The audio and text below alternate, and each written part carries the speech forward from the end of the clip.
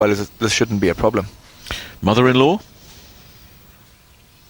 What we call the sleeper. I mean, I know we're talking about family members here. There's no mother-in-laws around, are there? Yeah, well, Zara was close to getting married a couple of years back. She was engaged. That's fallen through, so I'm not too sure what the mother-in-law. Moving swiftly on. We have to stick with sleeper, I think. Sleeper will get you in less trouble. And Zara dealt with it very effectively, so she needed to avoid anything unpleasant there. But Jason's lead is starting to widen. Yeah, that's always a problem when you're going into the second game behind. The other player gets away. Once you get 40, 50 pins behind, it really is pretty much game over. And the way Jason uncorked that first frame was scary. Can he find it again? Oh! That's unbelievable, isn't it? It really is. That is absolutely massive. When the 10-pin was standing there, Messenger came and completely assaulted the pin, actually, to be honest. Well, it was a high jump, wasn't it? I mean, you usually see these things roll along. Well, look at that. Yeah, if you had blinked, you might have missed that Messenger. I mean, that was frightening. That's a mugging. Yeah. Belmo shaking his head there. I think he's quite chuffed with that Messenger. It's almost like he's taken this Ashes defeat personally. Yeah, we do give him a bit of stick about it, so I'm sure he's going to come back and have something to say to us after this match. But having said that, we've seen in Dominic Barrett's and Jens Nichols' game that the lane under these lights does tend to change quite quickly. The player can be hitting the pocket for 5-6 shots and all of a sudden can disappear. It disappeared there for Zara. She's going to be left with a routine spare, but it was a Brooklyn hit. And even when you do well out of a Brooklyn hit, you don't like to have them, do you? No, you don't. I think the only person who would like to have a Brooklyn hit was Chris Barnes when he Brooklyn for $200,000. So that's about the only time you're quite happy to get a Brooklyn.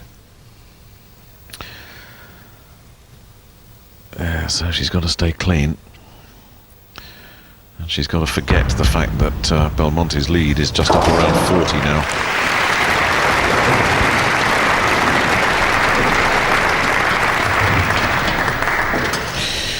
Family and friends looking on, fingers crossed, but some anxiety there, I suspect. Yeah, I don't want to be pessimistic, but Belmo now with the strike can really start taking this game away from Zara. Well, let's face it, Guy, if we had to pull our money out of our wallet and put it down on one of these two bowlers right now, I think it's Jason Belmonte that would get the vote. He really is starting to look a little bit powerful. Yeah, we're not putting the kiss of death on him. He hasn't missed a pocket since the 6th frame of the first game. That's usually the kiss of death. But not this time. He's in the pocket, and once again it's the 9. And again, it's not a shot you'd want to change much with. On another occasion, all 10 go. Yeah, I mean, yeah, you're really happy you've thrown a good shot. It's unfortunate you've left the 9-pin. You just obviously got to just make the spare and then start again with your run. But if you're just comparing just the ball reaction that Belmo's got with the way he throws it, he's really hammering the pocket. And you could look at Zara a little bit to the right. She's not getting back there and overcorrecting and going Brooklyn. Yeah, it's not looking good for her. Unfortunately, the only way for her to get back in this game, I feel, is that she's got to start striking. I just got the impression last time she came up, Zara, as well, that the self-confidence was starting to ebb a little bit. That she didn't necessarily believe that she was going to be in the pocket. Yeah, that can happen to you in such a short space of time out there. You can throw a couple bad shots and you don't get the reaction you were hoping for. The swing tightens up. And before you blink, you're halfway through the match and the game's just about over. But this game is not over. If Zara strikes here, she stays within 20. And that's a very, very easy deficit to overhaul. But she needs a good, clean hit in the pocket and then take all 10. Well, that's the beauty about this tournament, is that the players are so good that when they find their line and they get in their rhythm, they can literally strike for consecutive shots, one after the other. Much better pocket hit, and she got the lot, and we got a game on once again. And some renewed hope among the Zara Glover supporters in this auditorium. It's a 20-pin game now. Yeah, and all the players out there really do understand that you can never afford to let your guard down, because if you do, these guys can snatch a game away from you in a matter of seconds. This is the 4th frame of the second game. Belmonte is ahead. Commentary from Guy Kaminsky and Nick Hawley. this game just turned around. Yeah, just like that. The game is now officially on. And for once, Jason wasn't in the pocket as well. Yeah, and with Jason's revolutions, not often you don't see his ball recovering from the right-hand side of his target, obviously. This is makeable, but boy, look at the degree of difficulty. Yeah, he's got to hit the 2-pin on the left-hand side here and try cut it across to the 10-pin. Never got the angle. Open frame. And a whole different ball game. If Zara Glover takes a strike here, she goes back into the lead by 3. Well, we saw how Jason took his chance midway through the first game. I wonder now if Zara can, take her chance that Jason's offered her now. Well, it's only a couple of frames ago. We had a lead of 41. That's how quickly it could go if Zara gets a strike here. Yeah, if that 9-pin had gone down, it could have been the end of the match, but it's a funny old game, this, and everything's turned around, and a strike now for Zara almost puts her back at level pegging. And listen to how quiet that auditorium is. I think everybody here knows the importance of this next ball. If she strikes, you might hear quite a noise from the crowd. Oh, the messenger has teased that 10. Wow, that was millimeters away from being a strike.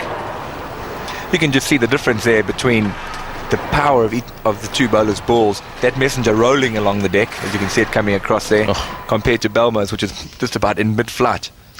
It means, assuming that she knocks over this single pin, that Zara's not in the lead, but she has reduced that deficit. It's in the teens now, so that's comfortable. Yeah, she's right back in the match. Yeah, it's going to be interesting to see how Belmo recovers from that last shot.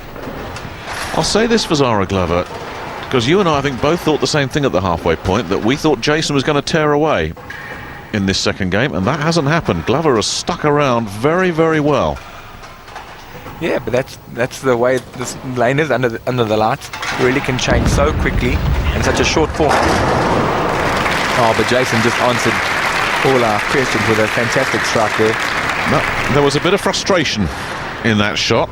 He really did rip this one. Yeah, I think he was really disappointed in himself the last frame, because I think he knows he's let Zara back in the match.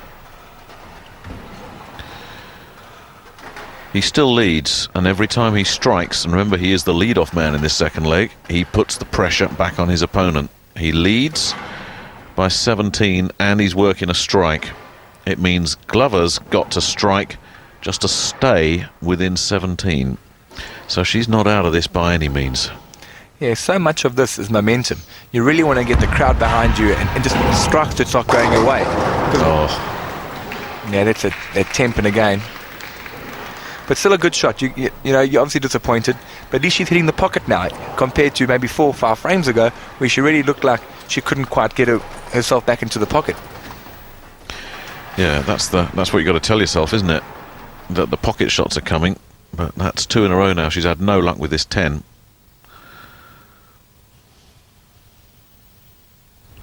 So out comes the pink ball once again, and it does its job. Yeah, solid spare there from Zara. Another opportunity from Belmo coming down into the business end of this match now, to really start taking a big lead and perhaps sending Zara on her way. Yeah, it's 5 to go. Belmonte pulling away.